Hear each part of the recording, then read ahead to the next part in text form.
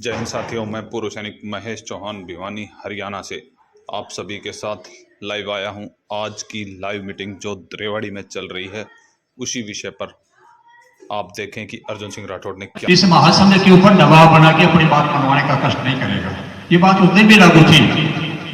लेकिन जो 2 4 5 बहादुर योद्धा हैं जो इस व्हाट्सएप के जरिए छाए हुए हैं और ये शो कर रहे हैं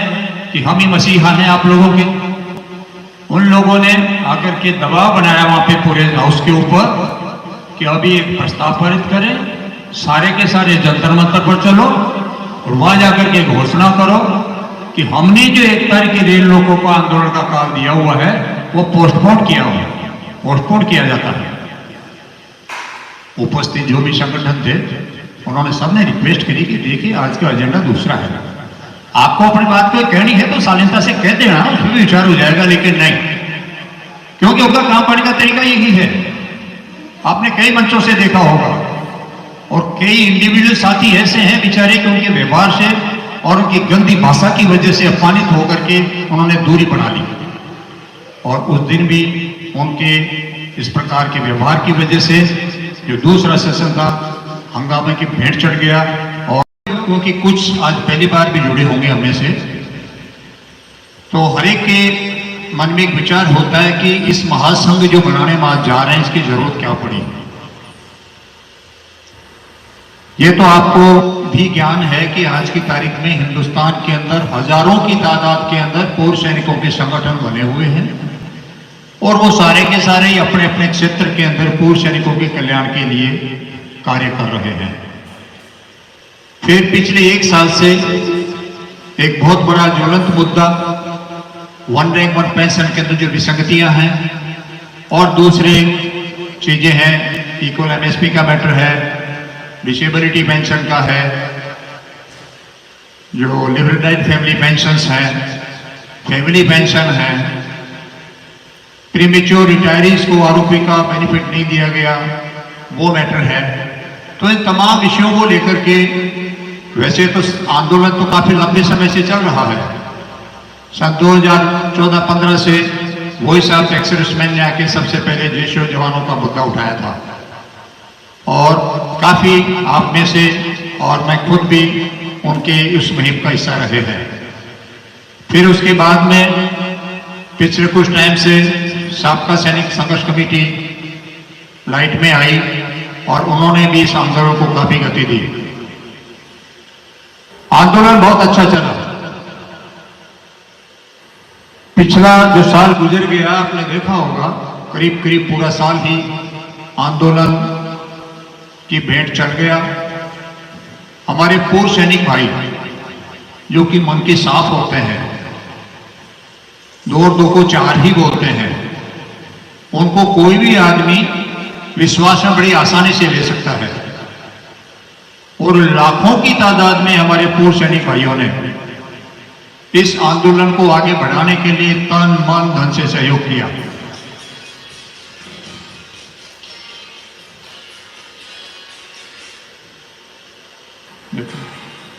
तीसरा साहब देखने से होगा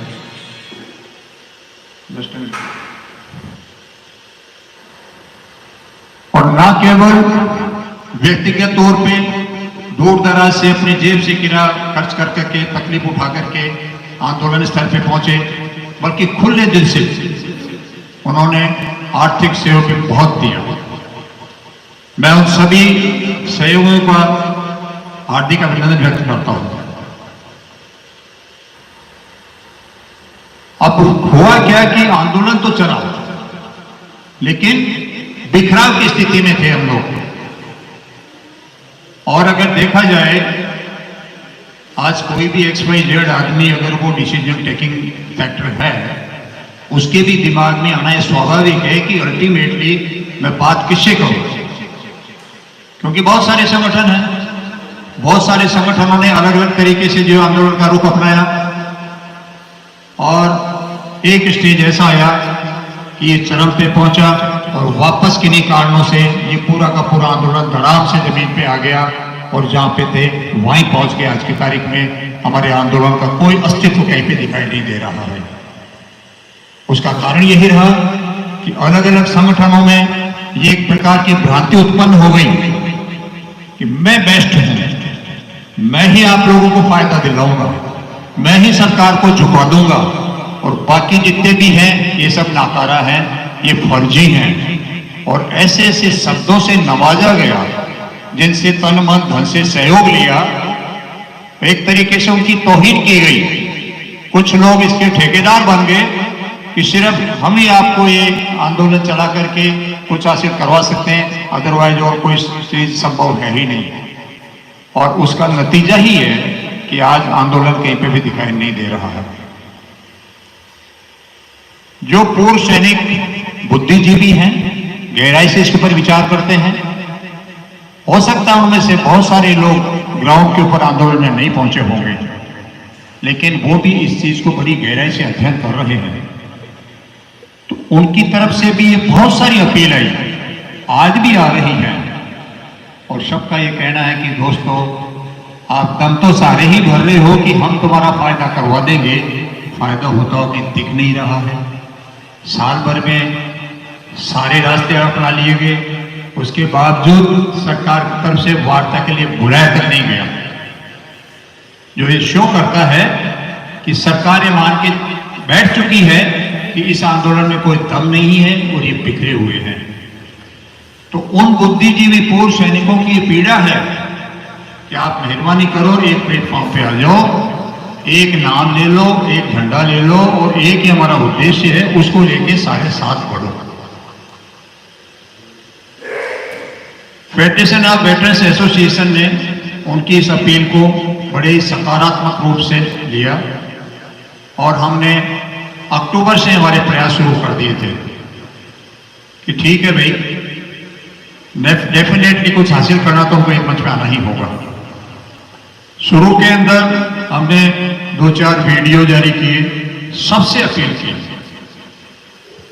और लाखों की तादाद में जो आज व्हाट्सएप के थ्रू मैसेज सर्कुलेट हो जाते हैं, उनसे सबसे आग्रह किया कि अगर आप किसी भी संगठन को लीड कर रहे हैं तो प्लीज आप आगे आइए, या जो हमें सलाह दे रहे थे, अपील कर रहे थे कि एक हो जाओ, उनसे भी आग्रह किया गया कि आपके संपर्क में जो भी संगठन है उसको बोलो कि वो आगे आकर के एकता की बात करें। लेकिन अफसोस का बात है, वीडियोज और ऑडियोज और कई सारी पोस्ट डालने के बावजूद भी एक भी संगठन आगे नहीं आया। मिशन को भी दिया कि हम सभी को सहयोग कर रहे हैं हर आंदोलन में, लेकिन अब आगे से जब तक आप एक मंच में नहीं आ जाओगे, हम किसी का समर्थन नहीं करेंगे। मैं उनके इस निर्णय का स्वागत करता हूं। जब एकता की अपील की, कोई भी आगे नहीं आया,